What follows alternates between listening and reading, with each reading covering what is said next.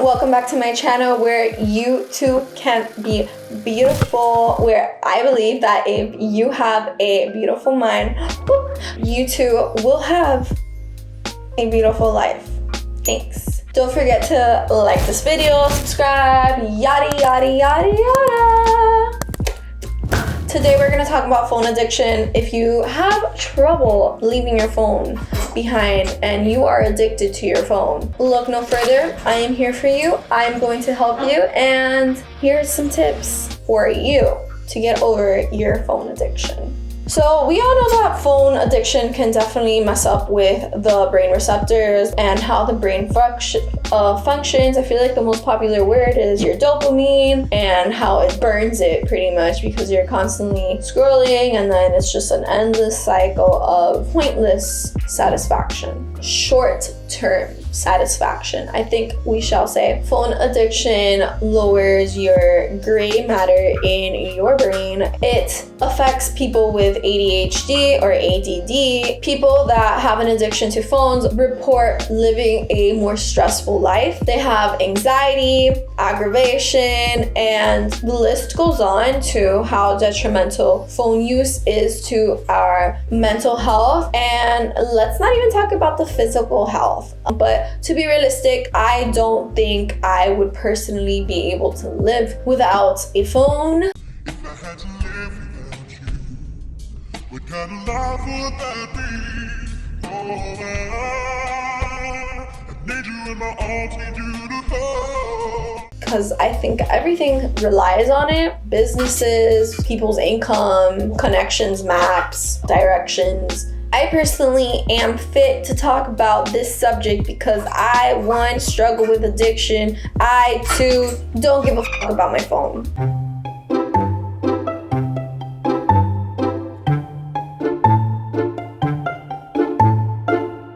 So if you want to learn how to not give a fuck about your phone, you're in the right place. I got over my phone addiction because I literally didn't have a cell phone for an entire month.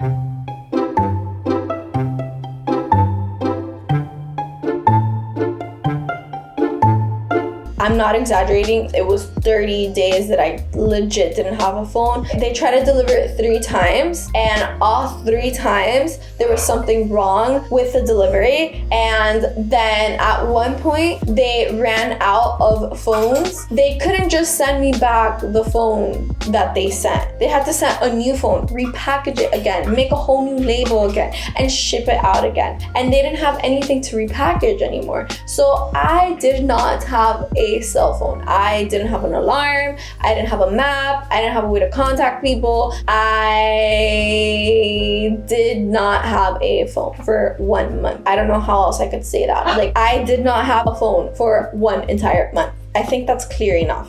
Since this is not that hard for me, I feel weird asking you to do something that comes easily to me now. So in terms of switching challenges and doing something that is challenging for me, I am going to eat mindfully for an entire week, and I will be posting my video on that.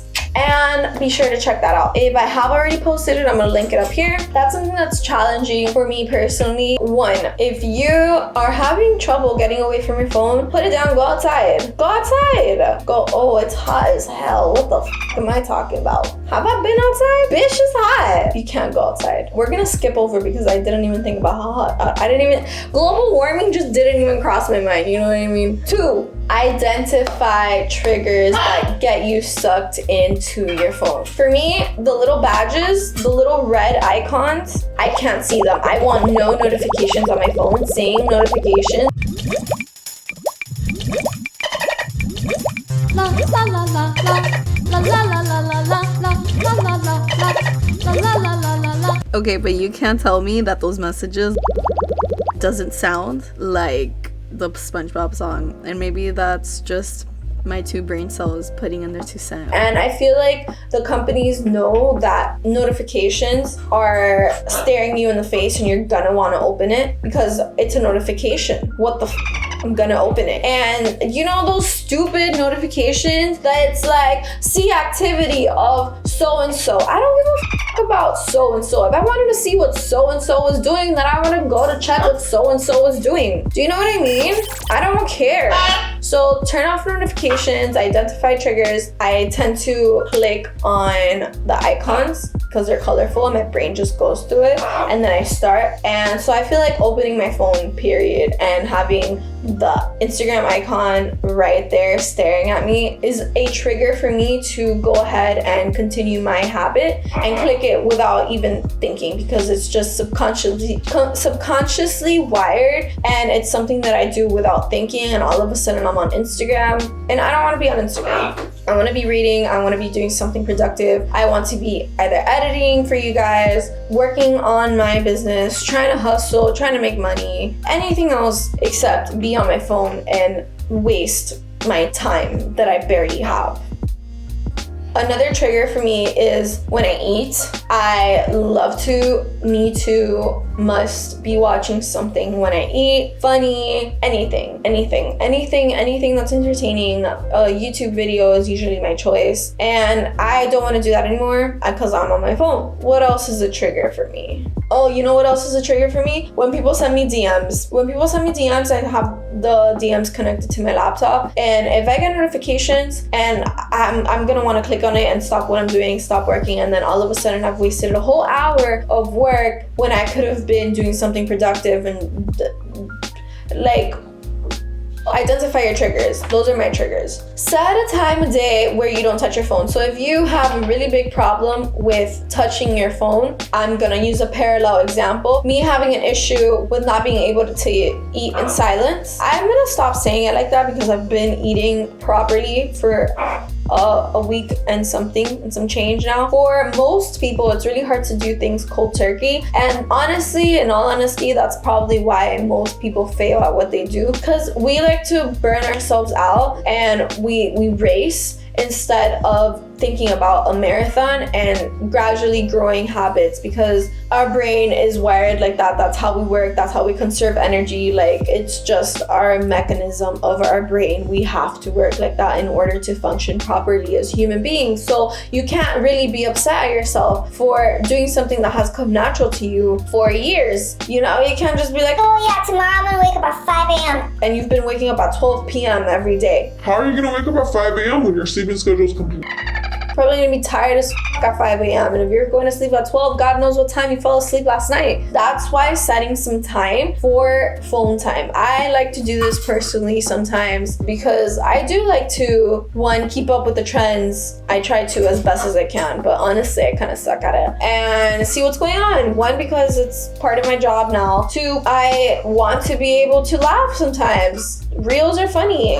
They're funny. I'm not gonna sit here and be like, all Instagram content is trash, or TikTok content, it's all trash. I hate it all. Like, no, it's actually really fun. It's entertaining. I actually really like it. Things can be good if you know how to use it in moderation, right? So if you're having trouble getting rid of your phone and scrolling, then try maybe once or twice a week, or set like a really vast time. Like, oh, you can, I don't know. You know what works best for you. Set some time for yourself that works for you, that's not pushing you too hard, but it's pushing you a little to get out of your comfort zone, to not be so addicted to your phone and spend hours and have like a crazy amount of screen time, 24 hours a week or something like that. All right, this is another hack that I came across, and it's to leave your phone in the other room. For me personally, I lose my phone way too many times. Like, I will be sitting on my bed, put my phone down, and I lost it.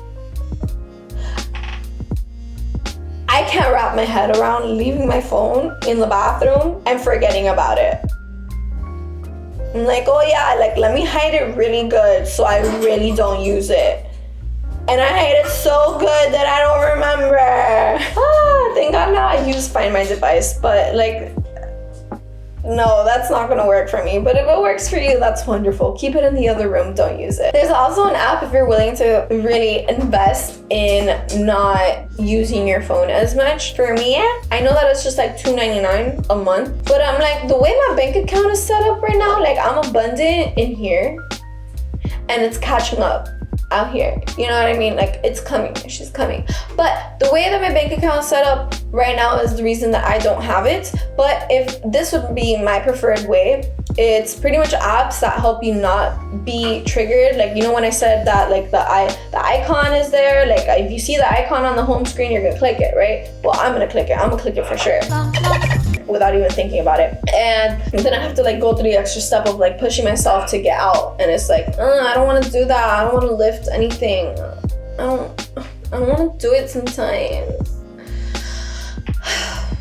And so this app, what it does is just, it takes all the colors away, it takes everything, it just makes it like an interface that is just boring, and all the apps that you don't want to use, you put them all the way at the bottom of the list, so you have to really go out of your way to use them.